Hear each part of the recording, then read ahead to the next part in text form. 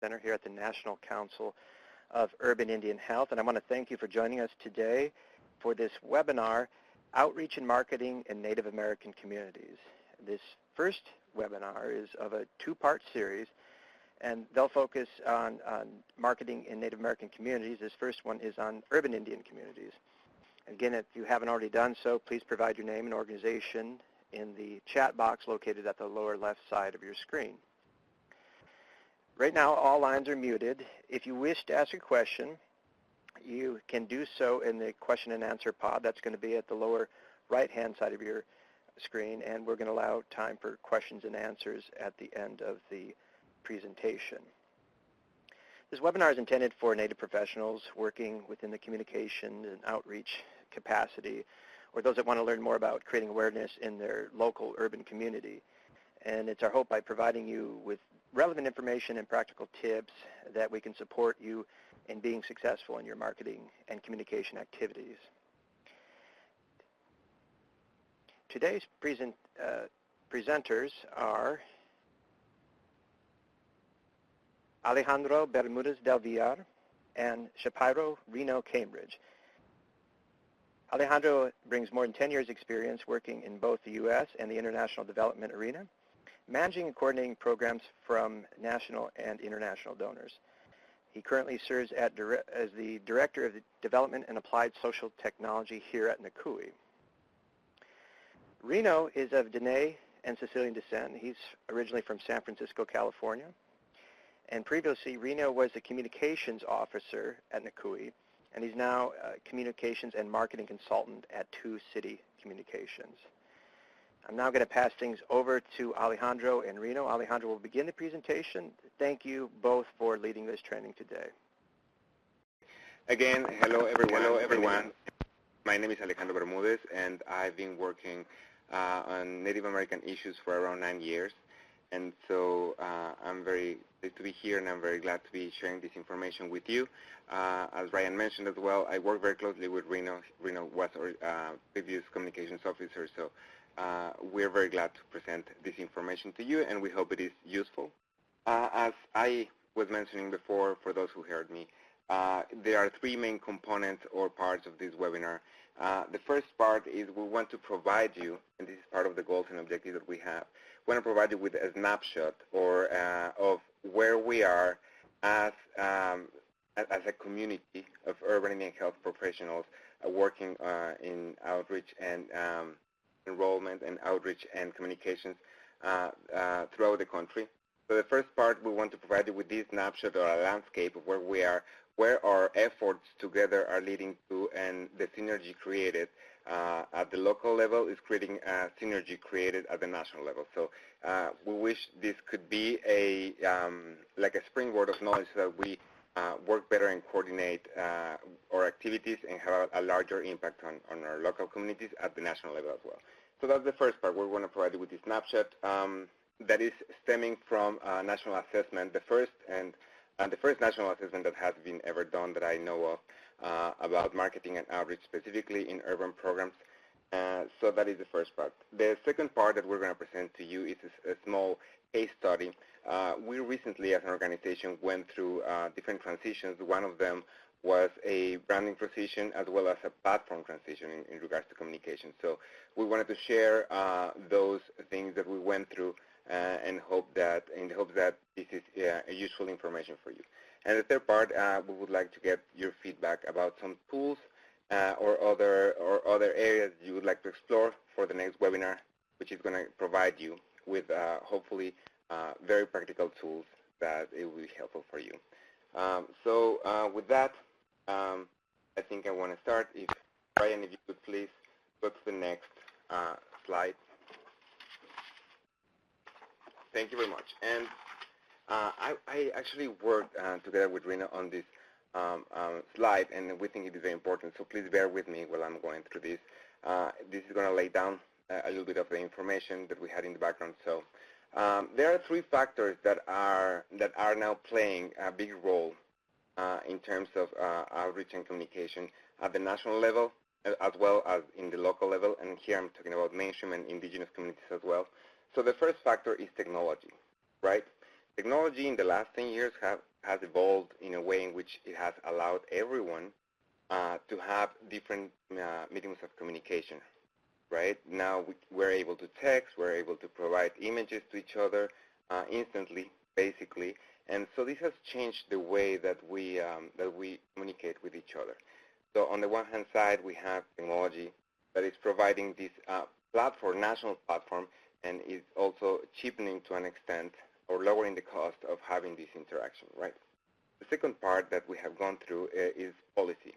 As you all know, in the last 10 years, the policy that is being implemented and the legislations being implemented that are affecting urban Indian health programs have changed a lot.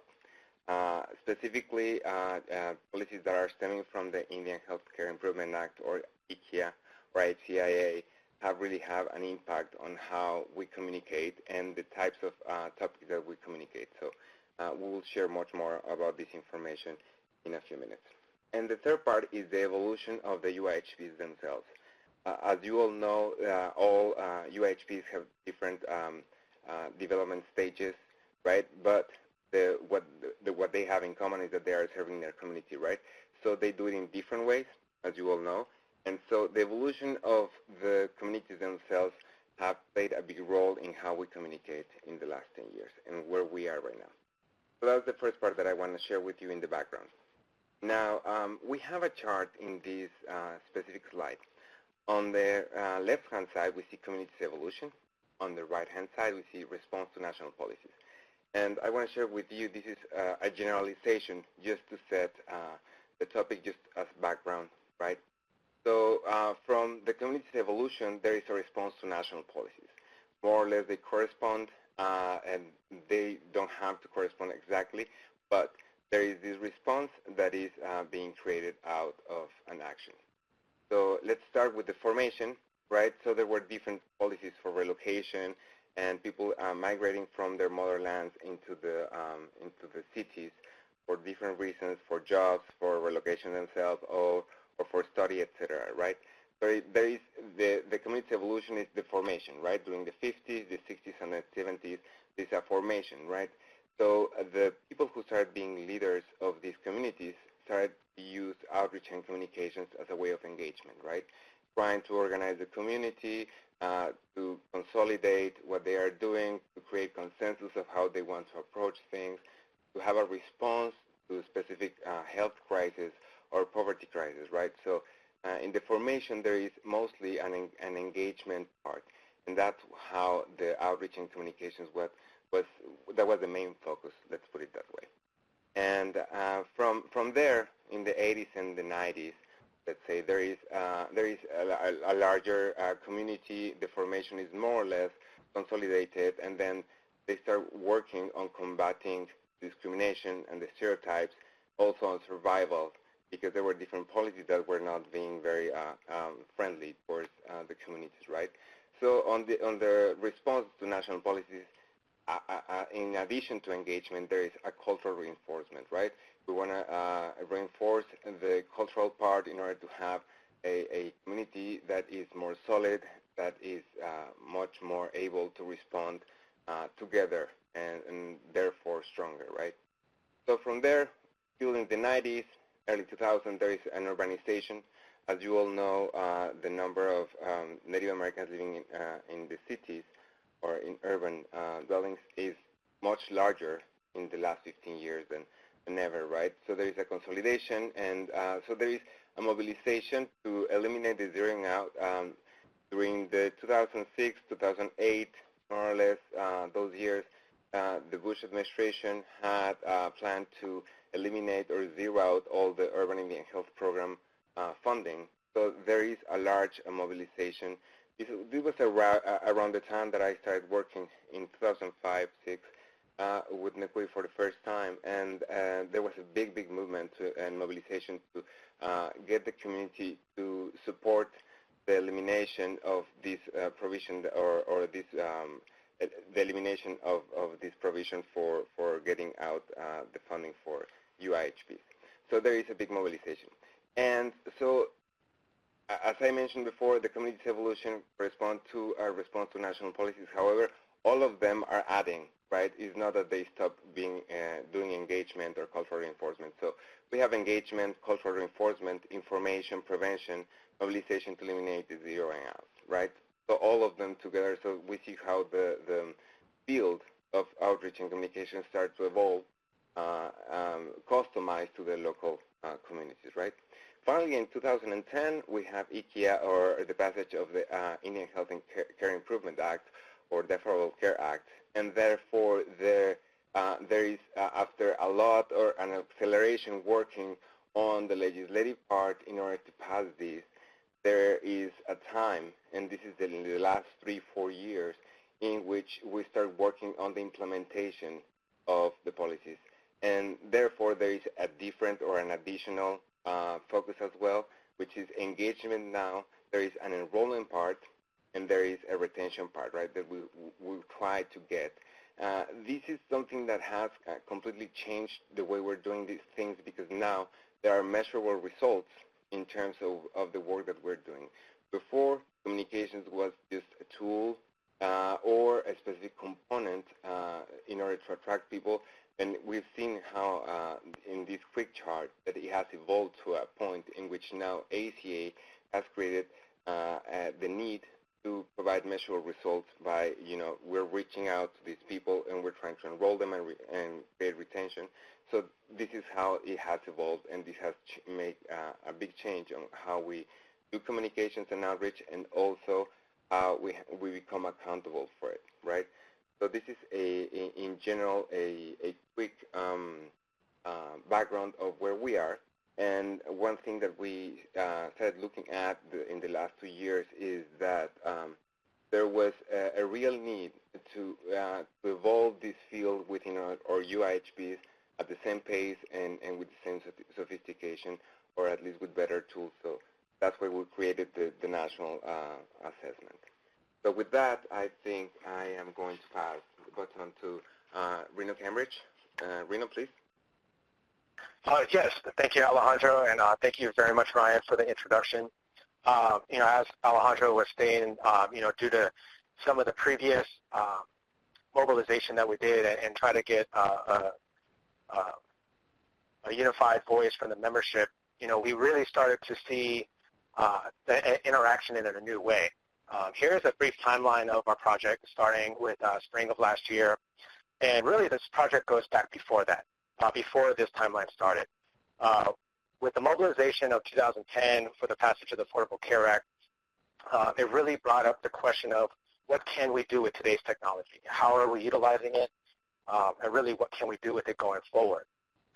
So we reflected back on an assessment that was passed out to the membership in 2007 and 2008. It was we had a survey that was passed out that kind of gave us a snapshot of where the programs were then, and we figured that if we did another assessment of today's, we can do a side-by-side comparison and really get a good understanding of where we've come in the last 8 years, where we're going, and really what tools do we need to share and build upon to make sure that we're going forward, together and at the same pace.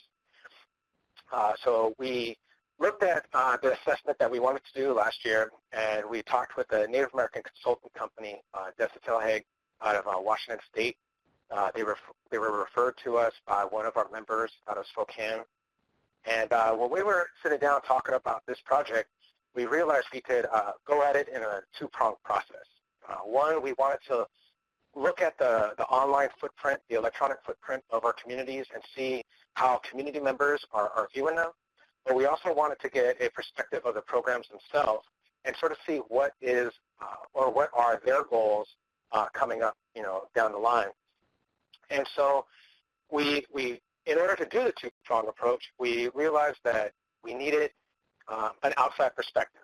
So Desitel provided us with a blind online audit. In other words, it's looking at your program the way a community member would if they just moved to your city, using free search engines such as Google and Bing, checking out your social media presence, going to your website, signing up for newsletters. They compiled this information and gave us a findings report. The second part of the project was that we actually did a a survey that we distributed at our 2015 annual leadership conference directly to the executive directors and their staff to get a real feel about what they are looking for in their outreach and really where do they want to go in the next few years.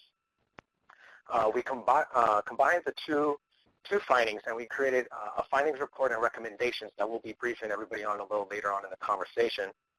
But yeah, that's the two that combined and gave us our findings here. And I believe Alejandro here will go and share a little bit more about what we pulled out from our reports, and then we'll go back in more detail in the next few slides. That is great. Thank you very much, Reno. So from this series of assessments, or the two assessments, the audit and the assessment itself, the survey, if we could say there are two overall findings, right, or three overall findings. On the left-hand side, we see key considerations, right? And within that graphic, we see cultural relevance on the right and partner integration on the left. So what I want to share with you in general, the overall vision about this is that these exactly reflect how our UIHPs actually communicate with their community in large or at large, you know, the larger community, and with their native community as well. So on the right-hand side, cultural relevance, it is through this assessment we realize it has a very, very high importance within the community as well. So, and this is something that, you know, working in a UIHP, you know that the cultural part is very important. But this is only, and this is what is reflected in the assessment, is the cultural relevance is only a way of communicating with the internal community, meaning with the Native American community, right, which makes sense. On the left-hand side, we have the partner integration. That is the external part. It is, you know, how we incorporate different components in the larger community to the UIHPs. So this sounds very logical, and it is logical. It is also reflects the reality. There are some specific analysis that's been done, and we were trying to show to you that the cultural part is only a way to speak to their internal community, and therefore the external community is not being able to see the full picture of what you guys are doing, right? So there is a missing opportunity perhaps to educate better. And as I mentioned before, this is just in general. This is what is shown. And the partner integration, this is something that is very positive in terms of the UIHPs. See in a few slides, there are a lot of different resources in urban communities, which is different from some tribal or reservation-based communities, right? So UIHPs are very good at actually incorporating different components from the larger community, different partners, universities, state and local institutions, etc. So this is what I wanted to share with you. In general, the key considerations on the one hand side is the cultural relevance, on the other, the partner integration. So if we try to make the messages and the outreach activities much more comprehensive so that we could integrate the at-large community, there are some opportunities that could arise there, right? So that's on the key considerations. On the right-hand side, we have the high-need topics, and this also will make sense to many of you that have been working in UIHPs for a long time. The three topics that are mostly, worked on is diabetes, substance abuse, and mental health, and this is also reflected how we do communities and outreach. And on the left-hand side, we have a new topic that stems precisely from the policy change, that is the Affordable Care Act. Many of the activities that we're actually carrying on are due to the ACA. So this is just the overall findings of the communication assessment, and we'll go to the next slide. Reno? Yes. Here you can see a little side-by-side comparison of the methods that were identified as our main outreach mechanisms. And on the right-hand side, you'll see some of the challenges that our programs face in getting that message out. So you can see some of the statistics on the left-hand side speaking about the key methods on how we share our message. At the top of the list, Facebook and social media. With today's present state of social media and it being free and cell phones in everybody's pocket, you know, my 10-year-old nephew has a cell phone now. The way that our audience access our information, Facebook and social media definitely ranks the highest on the top. Flyers and special events were second and third. Still going back to paper products is always a good idea for paper collateral. A lot of our community members, they are in the middle of signing into the social media, and it's still important to have multiple avenues and outlets of how you get your message out. So flyers were always, they're still going to rank really high. Special events and word of mouth, at your community events, your local gatherings, word of mouth is still a high percentage on how we share our information. As you can see on the challenges side, staffing, and budget are the two highest challenges that we face in our communities, and that's pretty consistent across national average. Due to our budgets, our limited budgets, it works hand in hand with our staffing. If you're struggling to do your day-to-day operations, it's not always easy to bring in a specialist to work on just your marketing and outreach. And so that's something that is nationwide for nonprofits. That's just one of the challenges that we'll have to work on going forward. And really, part of our discussion here today will be on cross-pollination. It's the ability to translate your message and tweak it just a little bit in order to make it useful in other platforms. We'll talk a little later on about social media, but also this goes hand in hand with your flyers. If you're going to create a publication or electronic media, it's important for you to be able to package your message in a way that you're able to spread it out among different platforms and different outlets of communication, so as you don't burden yourself on having to write the same message 5-6 times. So, that's something that we'll go over a little later on in our social media section. But this gives you a little snapshot on our key methods and some of the challenges we face. Here we identify the top 3 mediums on how we share our information. Powwows include powwows, round dances, community gatherings, community feeds, any kind of social interaction that we have in our community. It still ranks the highest on how we're able to network and to share our information. Followed directly up by community centers. This also includes your American Indian Studies, or American Indian Union at your local universities, your colleges. Building partnerships to share your information out through those kind of centers definitely increase your audience and help you bridge the gap between different demographics in your age, your community. I know at NCUIH we had great relations with other nonprofits and different partners in the DC area, and that allowed us to really share our message to a group that really didn't know a whole lot about urban Indian healthcare. And I think it's always important for us to go back to that community setting because it takes away the formality on a lot of your professional networking. Social media was, again, top 3. This is right in line with the national average. Social media has been on the rise, and it's one of the highest statistics that we saw grow since the 2007 assessment. As our staff, as we bring in new staff, we're bringing in a new demographic that has had access to cell phones and technology most of their life. With that comes the ability to utilize a lot of these platforms a little bit more in our day-to-day outreach. Excuse me. Some of the components that were identified as important to include in our outreach and in our messaging, visuals. The idea that a picture is worth 1,000 words still holds true. If you were to hand just about anybody 2 pages, one with an infographic and one with a page full of text, I guarantee you I know which one is going to get balled up and put in the trash. Infographics are able to present a ton of information in a relatively small area, but also, just being able to utilize your color scheme, and it really is attractive. So that was one that our membership really spoke about including in our outreach.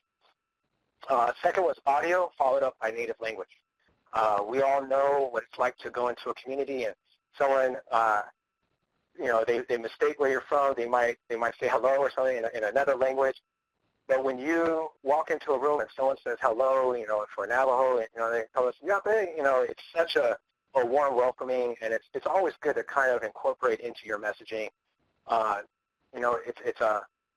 It's a friendly gesture that can go really far, and it's something that our members really felt important to begin including back into our messaging. So here you can see a snapshot of our partnerships and our collaboration. We have a cross-section on the left-hand side about the percentage of partnerships that we have. So 96% of our members have partnerships with a local non-Native organization, 87% with local Native organizations, 87% with local government, and 83% with higher education institutions. Alejandro is going to go in a little bit further later on about the partnership with higher education, but on a personal standing, working on our Knowledge Resource Center, without our partners in the universities and colleges, we would be missing a ton of important information, raw data that we're able to use day to day. It's always important to build those bridges. And again, as stated in an earlier slide, one of the main challenges on communication is transcending that cultural divide or cultural barrier. The way we present our information can help us transcend those challenges, help us bridge those gaps in information. And again, it's being able to reach out to your audience in the way that they receive information. So, right here you can see, again, the top 3 topics, substance abuse, mental health, diabetes prevention, and healthy living, with the 3 main driving forces that help foster these partnerships and these collaborations going forward.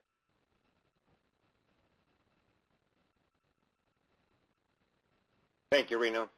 So far what we've seen is more or less the output or an analysis of the relations of UIHPs in terms of communications and outreach. And we're going to start seeing in the next few slides, we're going to see the capabilities or the infrastructure that we have and these are the results stemming from the assessment and the survey. So I actually included both the chart as well as the graphic here because this slide is a little bit difficult to understand, or so I've been told. So basically, it's the perception that the leaders of UIHPs have about access to Internet by the patients or the community members. Basically, the community access to Internet is a survey, right? So what the graphic is showing is that more than half, you see, more than half of the UIHPs of the leaders report that between 25 and 50% of their community members have access, right? So if you see 25% and 50%, which are the ones in the graphic that are in the middle, you will see the number of UIHPs is 9 and 8. That counts for around half. If we also have the last one, right? And only 19% of the UIHPs report that have between 75 and 100% access to Internet, right? We have seven UIHPs that do not report, basically do not know what is, or the perception about the access to Internet by the community. So we have a lot of information I want to share with you, so I'm going to try to go as I can. So this is the first slide for capabilities. The second one, and I want to show this, Reno mentioned an assessment that we created. It was a survey in 2007. So back then, social media was just starting, as you may recall. Facebook, was just taking off, right? So we thought that the website was going to be the main ways of communication electronically, right? Because it combined text and also images and audio and video and etc., right? However, as we've seen, the website has become a little bit more static, and this is also reflected in how our UIHPs are communicating. This specific graphic that we have here stems from the audit, meaning that this consulting company that we had analyzed, all of the UIHP's website, right, independently. And so what we can see here, if you see the top 3 parts of the graphic where it says programs, calendar, and contact info. This information is what we have the most. 87% of the UIHPs have actually contact information and calendar as well there. And some information about the programs. What I want to share with you about analysis is that these parts which most of the UIHPs have are static, right?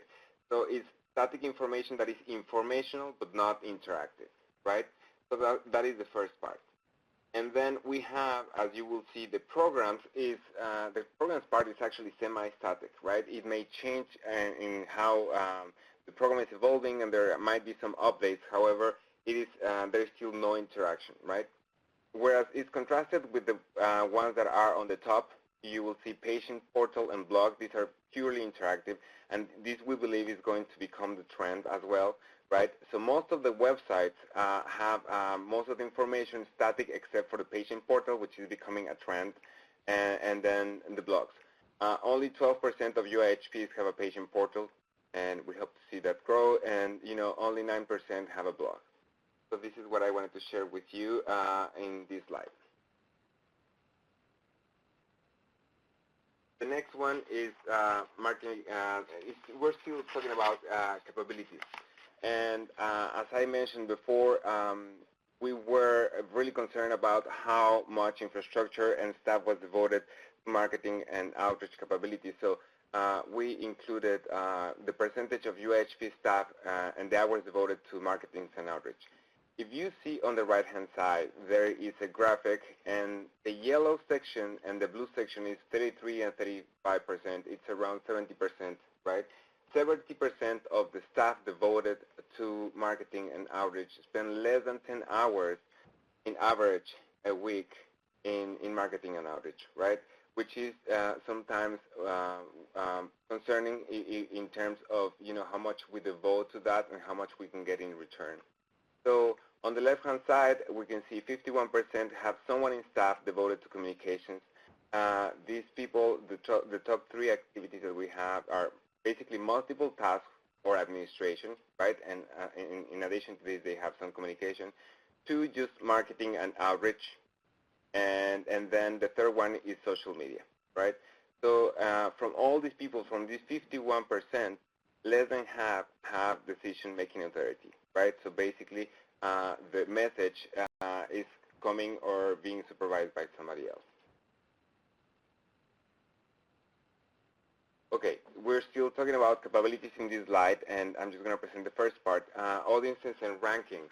Basically, what we have in this, on the top left part, you will see audiences and rankings. And we have first patients, which it's a ranking basically of our targets. We have patients and clients, prospective clients, employees and board of directors, partners, government, and media. And this graphic is, or this chart is consistent with reality, right? That's what we want to get. We have the target of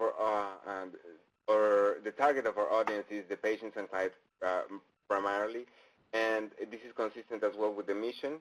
And the only thing that we could be doing a little bit more, and as Rena will mention in a little bit, is cross-pollination. We might be seeing some opportunity of using the same tools that we're trying to use to reach out to our patients or to communicate with them, interact with them. We could use the same tools to also target partners or government or different funders, right, with a little tweak here and there. And that is what social media is going to help us with.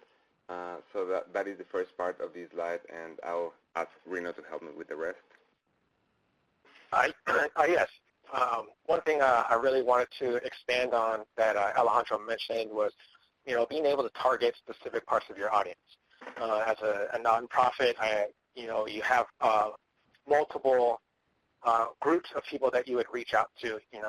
At NCUIH, we had our policy department, we had technical assistance, mental health.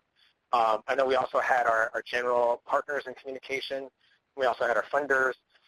We realized that it's very important to be able to target a specific part of your audience in order to tailor your message directly to them. The last thing anybody wants to receive is 15 emails a week from one organization going over everything from how can we advocate better for you to please send us some money. We want to make sure that we delineate our outreach to make sure that our message is having the most impactful, having the most impact as possible. We really want to make sure we're tailoring it. And with today's software that's out there, some people use salsa labs. That's what NCUIH went with. We also use constant contact is another good one that people use. These listserv, they contain a form of a listserv, so you're able to create little miniature groups, but it also allows you to receive analytics back about who is interacting with your message. That is the meat of why people pay for these companies, is that you really want to see who is interacting with your information. If you're sending out an email and you're not receiving anybody opening it, then your presentation, the way you package it might need to be a little, tweaked a little bit here and there. But you really want to make sure that you're able to receive some feedback. Communication is a two-way road, and we want to make sure that our message is not only just hitting the target, but it's hitting them in a way that they're sharing it with their audience, or they're interacting with you either in terms of donations or attending your event or webinars. It's really important that we're receiving that information back. And that actually brings us to our first poll for the day. We have a question for the audience on do you use specific software to customize your outreach to target a specific audience? And the second part of it is do you collect information or analytics on your messaging to make sure that you're able to target a specific group efficiently and effectively? So we're going to give everybody about 3 minutes here to fill out the two questions, and then we'll post the poll at the end, and we'll come back and talk briefly on. First one I put no.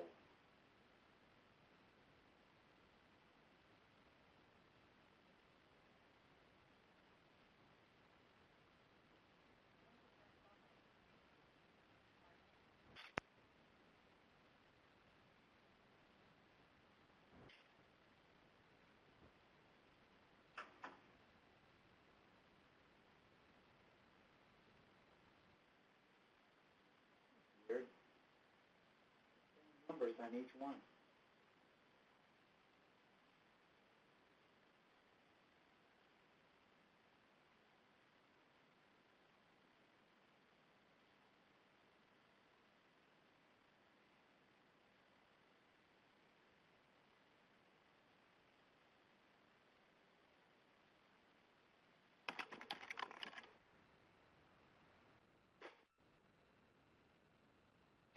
Okay, for our results, as far as your program using software to target a specific audience, it seems that most of you do. That 66.6%. The other poll, do you monitor your analytics, and the same result. It seems that most of you do. That's fantastic. Today's software platforms that are out there that offer the ability to create listservs and targeted outreach, the analytics part of it is always a strong component to incorporate into your messaging. And also when you start talking about your funders or donation, you want to make sure that you're keeping an active list of people who are sending in. Because at the end of the year when you're doing your donations, it's important to be able to have an active list of people who are donating and assisting. Great, thank you very much. So the next slide is also about capabilities, and here we have the top 3 reasons to partner with. And as I mentioned before, being in an urban setting is really helpful in order to get different institutions from the larger community to help us, right? So we have universities, tribes, and state and local government here. In terms of universities, the first reason to partner with is apprenticeship, and that is 64%, and then we have awareness and training as well. I want to share with you that in general, through this assessment, we realized that we, as UIHP sector, we have 57 opportunities, 57 universities across the country that we partner with, which is quite remarkable, and I think those are great resources for us. The next one is tribes. As you all know, 68% of the UIHPs partner with tribes on medical part. The next one is cultural activities, which also makes sense, and advocacy. We have across the U.S. 50 tribes that are partnering with us, or we're partnering with them in order to work on different issues. In the last part of this slide is the state or local government. We as a UIHP sector network with the staff, work with mental health additions, and of course with state Medicaid. So that is the first part. That is this slide. Now we have finished with capabilities or the infrastructure that we have, the assessment. And so we're going to start talking a little bit about social media. I mentioned before, there's a lot of information that we want to share with you, so I'm going to try to be quick as well here. Rina will be going much more in-depth in terms of how to use the social media and the results. So as we see here, 86% of the members use some type of social media. The 14% that do not use the social media do not have any indication of communications. The main use of social media is the promotion of events, as you will see. That's 25% of UIHPs. Posting relevant articles, sharing posts, communicating what hours of operations is very important, and the use of social media is also very good because it is instantaneous. And then political activism and involvement, Facebook is especially good for that, and Twitter as well. So that is our first part of social media, and Rina is going to help me with the next one. Yes, the next two slides here will give you a little briefing about how our membership utilizes social media. Again, Facebook and Twitter were the most used. Again, Facebook is by far the most used by our members, and again, this is just on the amount of integration that Facebook is open to. Here you can see just a side-by-side comparison about who uses Twitter and Facebook. On the next slide here, we go through some of the statistics on some of the other four social media platforms that we selected. As you can see, YouTube, only 20% of our members have a YouTube page. I know I'm going through these a little bit brief, but YouTube is one of the ones that I really wanted to push out for everybody. I don't have any affiliation with them, but I believe that it's a useful tool. One, because it integrates into almost every other platform almost seamlessly. YouTube is fantastic for creating a small page of community interaction. We did a small session at our annual leadership conference last year where we went and we interviewed a few of the executive directors on the importance of urban Indian healthcare in your community. We had a few answers. We put together a compilation, 3 or 4 of our directors together, and we created a miniature campaign. This you can do in your community for free. You can record it on your cell phone. Great opportunity for you to integrate some of your community voices into your outreach. This can be posted on your website. Yeah, I highly recommend YouTube interaction, Facebook. But again, this will all come back to how your community is reacting with it. If you have very few followers or supporters on Facebook or Twitter, then that's not the ideal outreach. But again, it's by using a mixture or a combination of any of these platforms to really maximize your impact to your audience and maximize your message on the largest group possible. We're a little bit behind here today, so we're going to speed up a little bit, but this is for Alejandro, just comparing some of our return data and comparing it to the mainstream. Alejandro? Yes, that is correct. So what I did some research. I conducted some research to find some comparable data to what we had in our study. And as we can see here, the study included 3,371 clinics and hospitals. And so as you see on the right-hand side, there's a comparison between both of them. And on the lower part, Facebook use, 99% use Facebook versus 82% in UIHPs. And Twitter, we're also a little bit going under. We're 34% versus the mainstream, which is 50%. So I'm going to go through the next slide, comparison to mainstream media. And here, it's very interesting. I just want you to focus on the following. UIHPs have an average likes of 952 at the time that this study was created, versus private nonprofits and meaning general nonprofits. So UIHPs which are nonprofits as well, have a higher usage of Facebook in order to get likes or have more likes. And same thing for Twitter. You will see that also UIHPs and private nonprofits have a larger propensity to have likes or interaction with Twitter. And this, according to this study, has to do with the fact that the population who are involved in nonprofits for specific communities are much more passionate and involved in the issues. So that's what I wanted to just point out for this. Finally, this presentation is going to be available for you. I'm providing you with two very good resources here that talk about social media and clinics and hospitals. Thank you very much. So with this, we go through the case study, and also I'm going to try to be as quick as possible. So in the last 10 years, there was a huge evolution in terms of how we evolved in platforms. So we had many different platforms that were not speaking to each other. It was very difficult to be efficient with these three platforms. And so in 2014, we decided to create an assessment that would help us actually put together all of the platforms. We have 3 websites, 2 communities of learning, 2 newsletters, social media, Facebook, etc., blogs, etc. So it was a little bit difficult to be efficient, and therefore we started working, Rena and I actually together, in order to get it done with the board. Rena? Yes. Yes, as Alejandro was saying, is that we had multiple platforms, but with also our different websites were created at different times by different staff who had different understanding of the technology that was available at that time. So as you can see on the 3 websites that we had prior to our integration, they all have different fields, different color schemes, but the main issue that you might not recognize here, but they were 3 different content management systems. CMS, content management systems, are the driving engine for your website.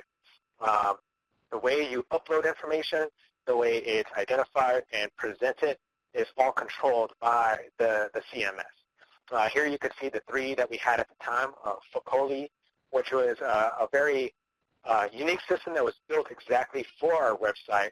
And the second one was basic HTML. We used Dreamweaver and Adobe Creative Suite to be able to manage that site. And then we had a site that was created for policy that was through WordPress. If you want a comparison to this, imagine having to do your work in 3 different languages 3 times every day. It was challenging, it was terribly inefficient, and it was something that we realized that we had to address right away. So as you can see here, you can see some of the different brands that we compiled along the way. It is ideal that every 5 to 6 years you take an outside perspective of your website, of your outreach, of your logos, just to make sure you're not doing the same mistake of just creating multiple color patterns, multiple fields. On the previous slide that you could see is if they weren't linked together with our logo, you would almost feel like you're on a different website. You do not want to do that. That's a terrible way to brand yourself, and it's something that as we go forward, we're seeing more and more that it's important for us to have a unified look, but also to utilize the technology that's available now.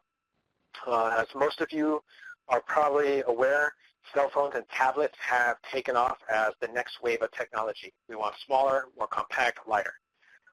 In doing so, you change the resolution of the screen size of how people are viewing your website. Traditional websites are no longer compatible with your cell phone. And so part of updating our management system, we also made it what is called responsive. So as you look at it through your cell phone, your website will maneuver itself and change locations, certain pieces, to make sure that it fits comfortably on your cell phone, and that the links aren't so close together so that if you push one, you're hitting multiple at the same time. That's a big issue, and fortunately with responsive design, you're able to address that as a whole.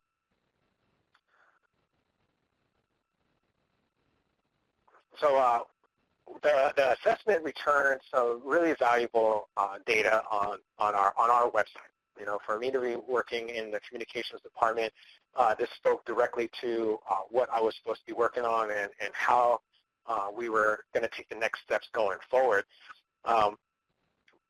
Sometimes, you know, over a period of time in your organization, you'll have different people managing your messaging. And, one thing we saw is that we had more of a passive role in our outreach. We were sharing other people's information, and we weren't creating any specific language to identify who we're reaching out to.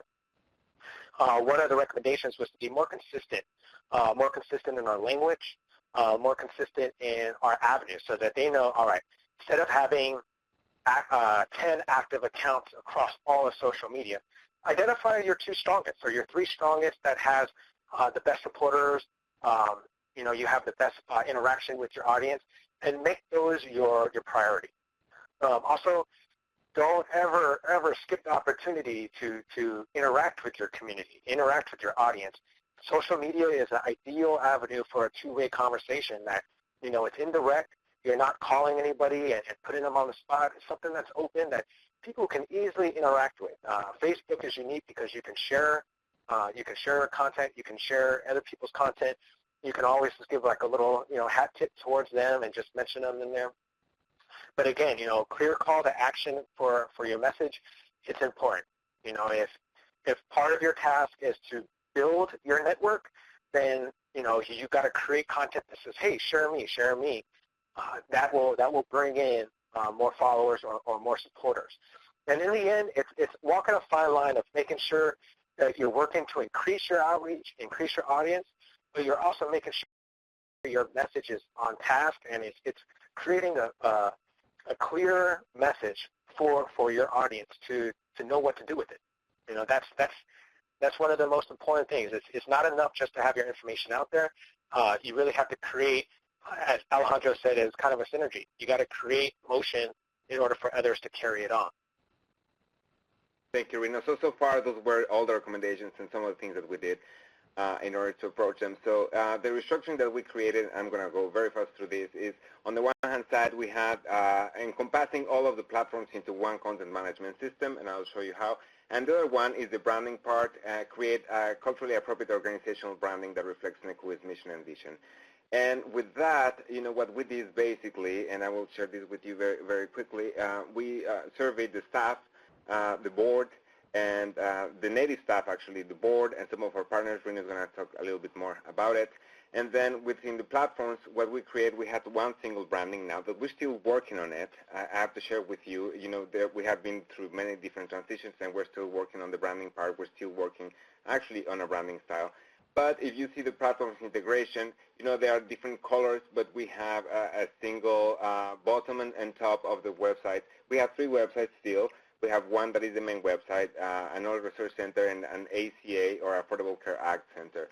You will see there are different components that are integrating all of these different websites with different audiences, but they have one single feel that is combined through both infrastructure, which is the content management system, and the same branding. And here we have the branding basics. And that is the branding basics that I mentioned. We surveyed the staff, the native staff, the board, and different partners that we had in order to get this palette of colors as well as different images and graphics. Okay, thank you very much. So we are on the last slide. And here what I want to share with you is that there is a part of cross-pollination and new avenues of interaction with the audience. In this website we have blogs, which is now interactive. You can also provide comments to the blogs, and we have different ways in which you can actually search for the information. The Knowledge Research Center is also that you can use and interact with it. We obviously have a focus on social media and different ways. If you visit our website, and hopefully you do, you can actually subscribe to the blogs and to other newsletters that we have. I'm sorry I'm going so fast, but we're running out of time. And I just want to get to the part in which you provided with some feedback and questions. Reno, please. Yes. Again, apologize that we may run a minute or so over. A lot of this presentation is being recorded, and it will be available for people to come back to. But we wanted to really give the audience opportunity to identify where they would like for us to take this project in the next step. Based on both assessments combined, we realized that there were some strong recommendations about how we could create content going forward. We have a few of the recommendations listed out here, identifying your audience, creating miniature campaigns, branding and your platform, standardizing your brand and platform, creating your collateral or outreach materials. As you can see here, there's a little list. Our second question of the day is looking at the list of recommendations. You could select your top 3 choices. We're going to compile all the answers, and we'll address this as part of our second webinar that will be coming out, I believe, April 22nd. So please take a minute. If you would go ahead and select a couple of ideas, the top 3 ideas that you would like to see or hear addressed in the next presentation. We'll go ahead and give you a minute here, and then we'll shut down the poll and show the results.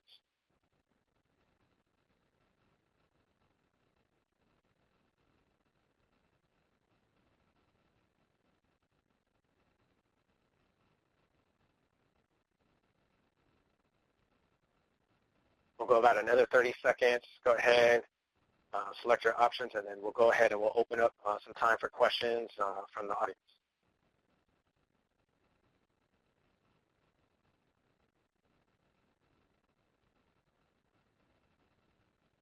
Okay, so awesome. We got really interest in standardizing your brand and platform, also identifying your audience. Facebook campaigns, that's fantastic. These are 3 important discussions that we can easily incorporate into our next presentation. We look forward to having everybody on that call. I believe it's April 22nd. Please correct me if I'm wrong, Alejandro. Yeah, it's April. Oh, it's the 20th. Okay. So yes, I believe we're up to questions and answers from the audience.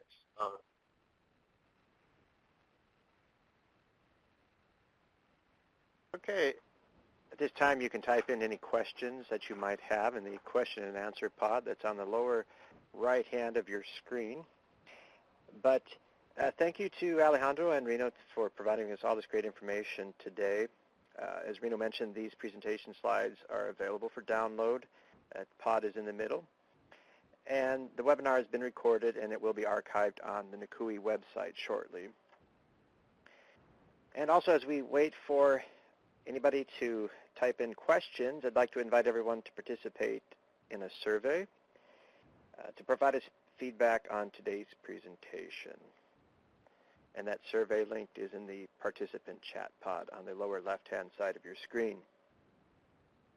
And also, if you've registered for this email or this webinar, you'll be receiving slides via email following the webinar with the evaluation link. I see one question here from Tony. How do we get our target audience to view more of our Facebook page? Alejandro, do you mind if I field this one? How do we get our target audience to view more of our Facebook page? Well, one of the ways in which you can do it is in any communication that you have, you include your social icon, your social media icon, right? So there are different ways in which you can actually connect all of your social platforms, and actually Reno is very good at cross-pollinating the information. What you want to do, and actually this is what in some 10 years ago they were trying to attract people to the website. So sharing information that is relevant to your specific community is one of the ways in which you can do. You can ask questions that you know that are relevant to your specific community as well. So I think sharing visuals is also a very important thing. Lately, in the last 5 years, visuals have become the new way of communicating. As you know, the infographics, providing information that is important for the people that you work for. I don't know, Reno, if you would Yes, please. Yeah, I'm sorry, Alejandro. I was just going to add along with that. So in order to receive a better interaction on Facebook, there's certain tools you can use to increase that, your visibility. If you're sharing an article or sharing a document from another site, it's always better to put your own picture on top, even if it's just your logo from your organization. there's an algorithm that Facebook uses to identify how to show the audience what information based on what they like on their pages, on who their friends are, etc. There's an algorithm there. You're able to kind of trick it by posting information and either tagging your friends that shared it. So if say if you're an organization out of Spokane or Seattle, and you say, well, we have our friends from Missoula, and you mention the Missoula Indian Center on there, sometimes you can even link their site to it. That's always a great opportunity to, one, show your support for another organization, and also any of the friends or followers of that organization that you posted in your article or in your post, they will also see that mention. So that's a great way to expand your audience, but also to make sure that you're beating Facebook's algorithm to making sure you're being seen, because it's not enough just to have a presence, but it's important to have you're the authority on it. You're the one producing information. So that's always a good key to hold on to when you're posting on social media. We again wanted to draw your attention to part 2 of this webinar, Outreach and Marketing in Native American Communities, and that would be Indian country-wide focused, and that's on the 20th of April at 2 p.m. Eastern. Again, thank you, Alejandro, and thank you, Reno, for your presentation, and thank you, everyone, for joining us. Thank you, guys. Thank you very much. Thank you very much, Ryan. Thank you.